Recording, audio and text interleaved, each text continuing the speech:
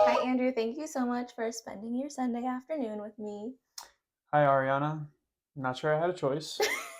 You always have a choice. We live together. This is true. And they do say happy wife, happy life. So thank you for joining. I appreciate it. I am Happy to be here. happy to hear it. I'm excited because we've been working on this mindset series and we've had some different coaches in different specialties, different industries, and I think a lot of what I've been having conversations with my friends and peers and different spaces is learning about how marriage and relationship changes your mindset when it comes to goal setting. And we are filming at home, so you guys might see some of our dogs if you're watching on YouTube. If you're not, head to our YouTube. But I'm excited to have this conversation because this was the first year we sat down together and really mapped out goals as a couple. Even though we have our own individual goals set up, there are different things that we're working towards. So, just jumping into it, how has it been since getting married? Because I feel like I didn't realize how different in air quotes it would be being married when we'd been together for 7 years. And I think that's something that more marriages are looking like. More people are being together longer before they get married. And even if you're not, you know the person more deeply maybe by the time you get married. And so how has being married changed your perspective on setting goals and looking ahead?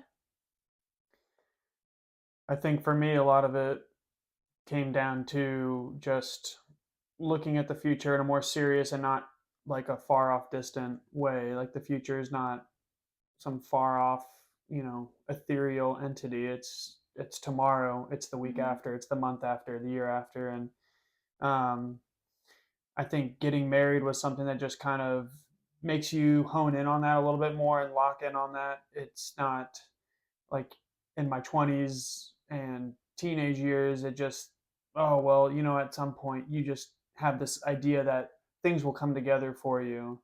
And I heard this interview where someone was describing how some giant overreaching goal is can be reverse engineered down to, well, the job or the investment decision, the relationship, this, that, but it all started with like, you know, you have to shower, shave, put shoes on. It was like the simplest things, but it's like you can't step out the door until that's accomplished.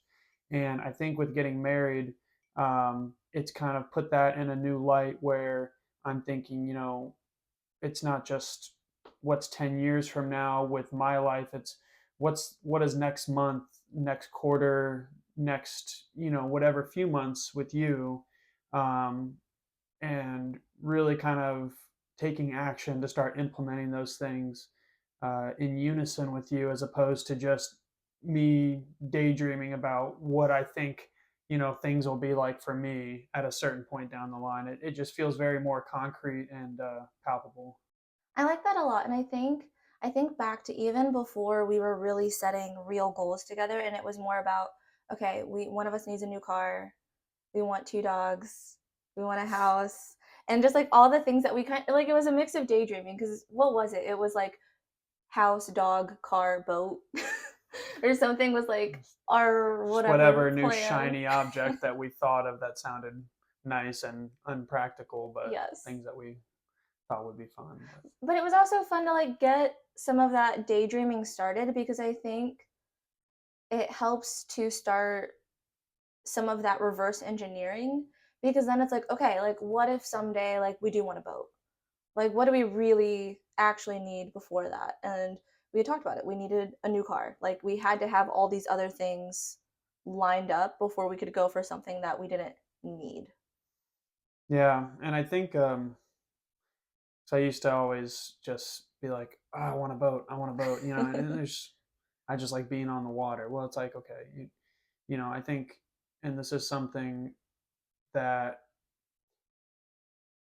probably people a lot more savvy like individual would tell you, is that if you have some unrealistic dream like that or something like that, even if you make it 50% of the way there, 75% of the way there, you've still made it a lot further than, if you didn't even have that dream at all. Mhm. And then on the flip side is that a lot of the times when you get to a point where you could theoretically do something as financially irresponsible as buy a boat, but by the time you get to that point, you realize that that's not what you really want, and you realize that there's like a lot more you've learned along the way by that point, that there's like more important things like just financial freedom, time independence, you know, getting time to like really kind of figure out what's important to you. And by the time that's all said and done, it's like, well, the boat was never really, it's not really what it was ever about, was it? So it's, the life that we've been able to build together just so far, probably already more than I thought I would get to at a certain point. So it's pretty good. And, but I never shut off the switch that says, like, oh, in this point in time, we're going to have a boat and we're going to, spend time on the water and stuff like that. Yeah. But if you can even get to that point, you already know you're living pretty well. So it's whether or not that thing gets achieved individually, it's Mhm. you've already ticked off so many of the goals that you've set along the way that you're already in a really great position regardless. Yeah. And I think too, us talking about wanting a boat, wanting to be on the water is more about the life that we want to be living together. Kind of like what you said, it's not just about the boat. It's about wanting to have a life where we can spend more time with family, where we can be more intentional and see people we want to see and do things that we want to do, like being on the water. And Right. the boat is almost just the symbol of that. This was the first year we really sat down and built out our intertwined goals together. I think both of us have done a lot of foundational building towards the people that we want to be over the last several years. And I love how much we both continue building towards those people individually so that we can do so much together. What has that been like shifting from here's what I want to do in my lane, and here's what I want to do on our two-lane highway. I can't think of a better metaphor there, but bringing those two together, what has that been like? Like, so previously, just talking about how perspective has switched since being married a little bit more, and honing in on what you want, but it's your almost like your definition of goals are just really like, I want to be healthy, I want to be happy, not wanting to live paycheck to paycheck, things like that. And then in unison with being married, and kind of aligning um, our goals together, is what it's just finding a way in each of those boxes to have you and our future in those boxes, as opposed to trying to fit each of those goals like alongside, or like jamming them in with like, well, I've got my future and what we want to do, but I've got like, these 5, 10, whatever things that like, this is how I'm going to be fulfilled. And maybe some people are different. I just think that the summation of what I want to accomplish is, I'm I guess I don't really have a lot of personal goals that are outside of my vision for us. So I don't, I'd like to maybe play piano again and get good at that again and stuff Mhm. like that. But that's a very, I don't know. It's not really what I think of when I think of like like a life building goal. But that's just something that I would like to do. But that's things like that might be outside of my vision with you. But everything else is, it's putting you and our future inside each of those visions of what I want life to be like for me. So Mhm. basically, it's there is no future or goals that I set that don't have that in mind. I think that's a good point about setting your personal goals with joint goals or the other person in mind. But I do think that, and I don't want to like challenge what you're saying necessarily, even though I love to do that. But Wouldn't be the first time. but I do think having goals like getting back into piano and learning X number of songs for the year or whatever it is really important because I think the more that we can pour into ourselves individually, the more we get to show up as our full selves for each other. Because I think it's hard to show up for somebody to the best of your ability when you're only showing up as maybe half of who you are. And so, I mean, some of my goals are not hitting snooze more than 3 days a week. And so, like, that for me, it doesn't directly align to anything with us or our future goals.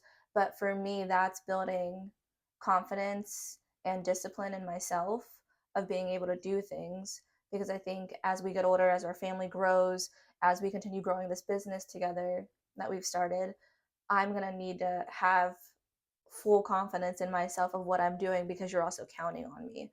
And so I think learning how to play piano is something that fills your cup and adds to your quality of life and makes you happy. And in turn, it's something that you get to share with me and with family in all these different ways. And so I think as I've learned more about goal setting and mindset and seeing like all these bigger picture things, it's been really cool to see how even these really small habits and things we want to start for ourselves contribute to like something so much bigger than just us. Well, that's it, isn't it? It's that even these little side quest type goals that I might have Yeah. offshoots, it's not,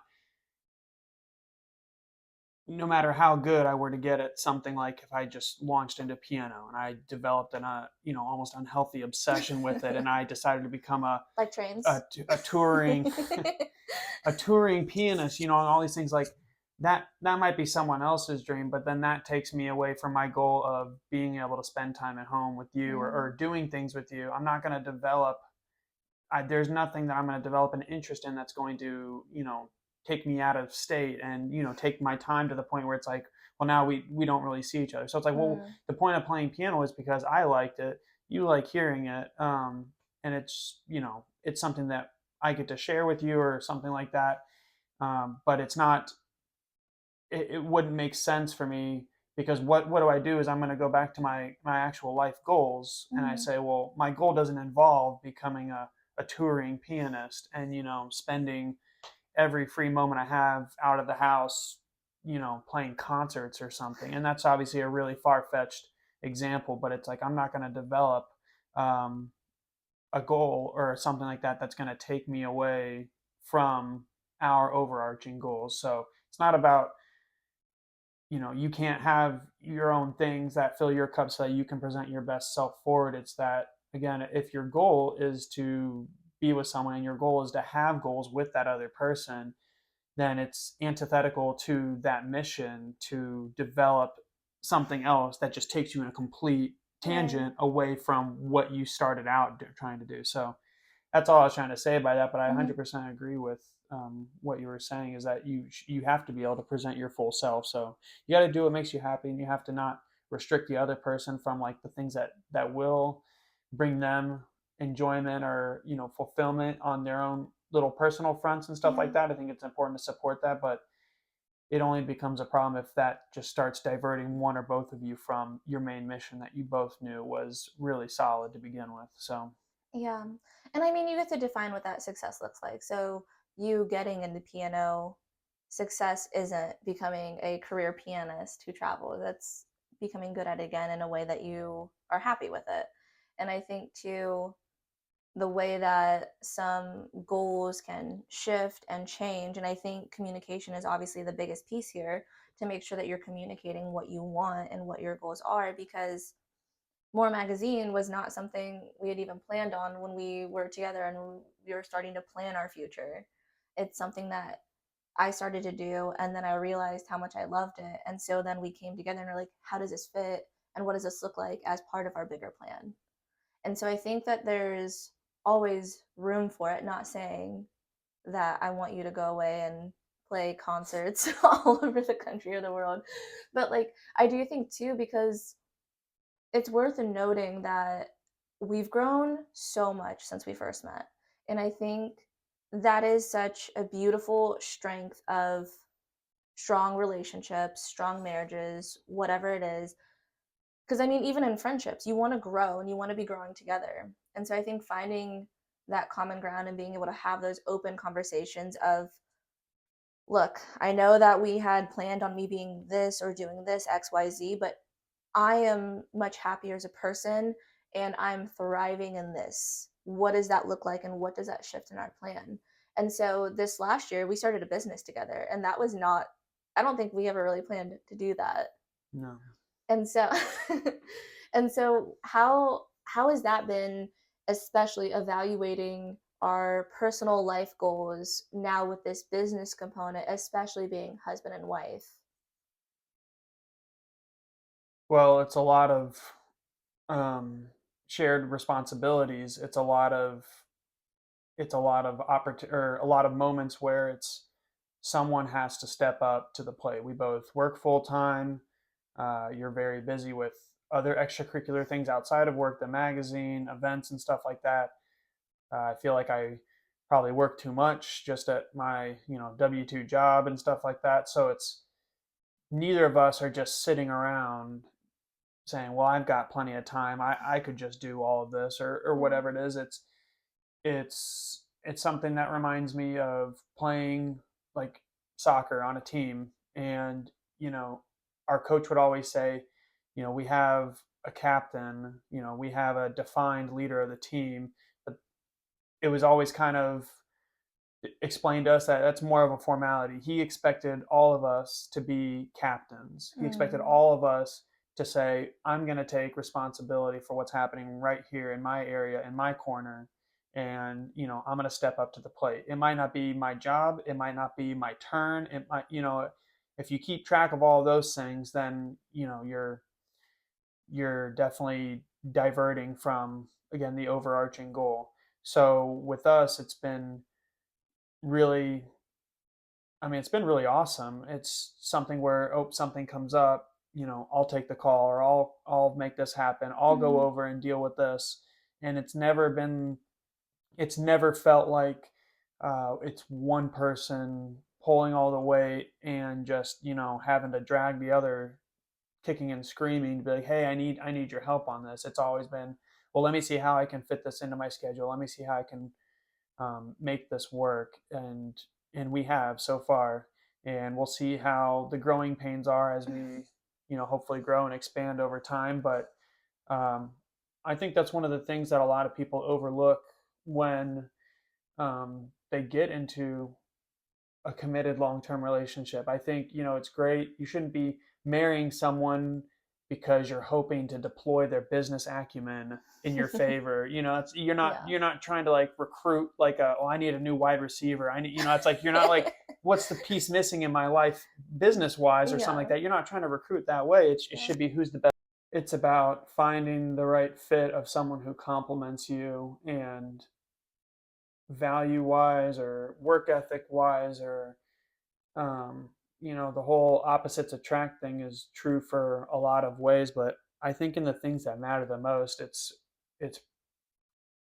to me, it's been pretty important to have the other person on the same page, and I think we've pretty much always felt like that with each other, and that's just a huge, huge bonus. Whether or not you're in business with each other or not, in life in general, but especially with our business and stuff like that, because it can be very, they always say you keep business and family separate, or stuff like that. You don't want your friends yeah, you got to be really sure about a decision like that, because it can be stressful. Money is inherently a stressful thing, I think, yeah. for most people, and obviously we're not exempt from that either. But it's like it's a goal that we have to work towards, and it helps us almost exercise like a part of our relationship we don't always use either. So it's usually help around the house, or help, coordinating to events or stuff like, just daily life things that we're juggling. But now we have this X factor where we don't know when things will come up. It's always unscheduled. Always on Yeah, schedule. and it's been neat to work on you, or to work with you on that, and to really see how good of a team that we can be on things like this. And it makes me excited about moving towards the future, um, and to see, what other challenges that there inevitably will be. How are we going to overcome them, and knowing that we will overcome them. So Yeah. I think one of the biggest things too that we do really well in, from my very objective point of view, is how much we trust each other. And I think people talk about trust in marriage, and I feel like more often it's about fidelity, but I trust you when we're going to get something done, especially for the business, especially starting a business, starting anything really big with who you're married to, because it is figuring things out as we go. But I have so much trust in us that if something does come up, we're going to figure it out. We're going to Mhm. be able to do it. And like having that confidence in one another builds my confidence in us being able to set goals together. And it's exciting, and I think it's kind of scary too, because something I feel like that I didn't truly understand until we were married was how much it was going to be leaning on one another. Like I knew when we set our vows that like I got somebody for life, you've got my back, but really understanding what that means in this first year, year and a half has been a different kind of exercise that I wasn't anticipating. And I think that's been the biggest shift for me, that I'm used to like maybe having to like just get things knocked out on my own or handling things on my own. And now I have somebody where I know I can call you and lean on you. Or maybe I've had a rough week, so I know I can lean on you here. And like now that we've started this business, there are things that I know I don't know as much about that you do. And so I know that I can lean on you again in that way. And there's different things that I can do more easily than maybe you can. And so I think that's been something that as we've started setting more goals together and looking at our combined future and starting this business together, that's been a different muscle I've been flexing a lot more confidently now that we have built such a foundation. Yeah, absolutely. It's it's a new exercise, a new training your brain and everything else. But it's um, when you have the desire to do it and to be good at it, it makes it just a lot easier when you know the person, like you said, you're in total trust with. Mhm. It allows you to kind of take those leaps into the unknown and just know that you've got a backstop, you've got a safety net, and then you've got a teammate who's going to be there to bail you out if you need help. So that just makes it infinitely easier and definitely more enjoyable too. Agreed. This has been enjoyable, and I'm so appreciative again for you joining me. I know being on camera, recorded, all of the things are your most favorite. So I appreciate it. And yeah, thank you for working with me to build a life that we are excited to build and partnering with me in life, in business, and all the ways to come. So thank you. I'll drink to that. Thank you for having me.